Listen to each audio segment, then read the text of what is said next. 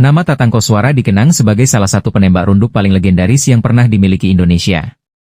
Sosoknya identik dengan keberanian, kesabaran, ketepatan bidikan, dan pengabdian penuh kepada negara. Dalam sejarah militer Indonesia, Tatang bukan sekadar prajurit biasa.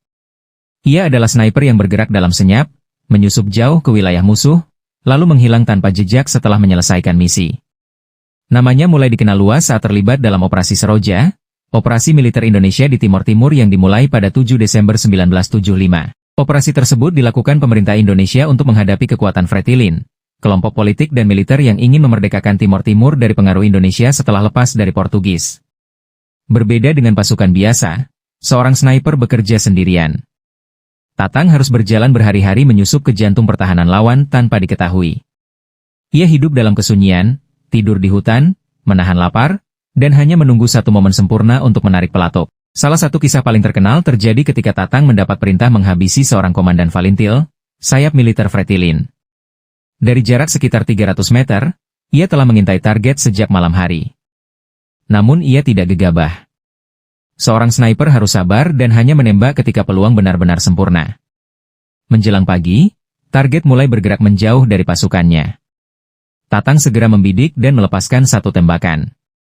Pelurunya tepat mengenai sasaran. Sang komandan langsung roboh. Namun posisi Tatang diketahui.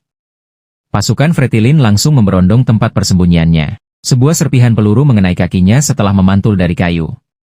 Dalam kondisi terluka dan dikepung bahaya, Tatang melakukan tindakan luar biasa. Dengan hanya menggunakan gunting kuku, ia mengorek serpihan peluru dari kakinya sendiri tanpa obat bius. Darah terus mengalir.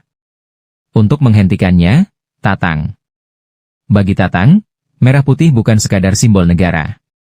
Itu adalah kehormatan dan harga diri yang harus dipertahankan sampai mati. Sebagai sniper, Tatang juga memegang doktrin keras pasukan khusus. Dalam setiap misi ia membawa sekitar 50 peluru. Hampir seluruhnya digunakan untuk melumpuhkan musuh, tetapi satu peluru terakhir sengaja disimpan untuk dirinya sendiri apabila tertangkap musuh. Menariknya, Tatang sebenarnya tidak pernah bercita-cita menjadi tentara.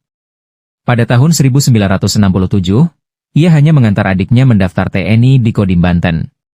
Namun beberapa perwira melihat postur dan potensinya, lalu mendorongnya ikut mendaftar. Dari situlah perjalanan hidupnya berubah. Kalimat yang paling dikenang dari dirinya adalah, "Kalau sampai mati pun, darahku harus tetap ada di merah putih."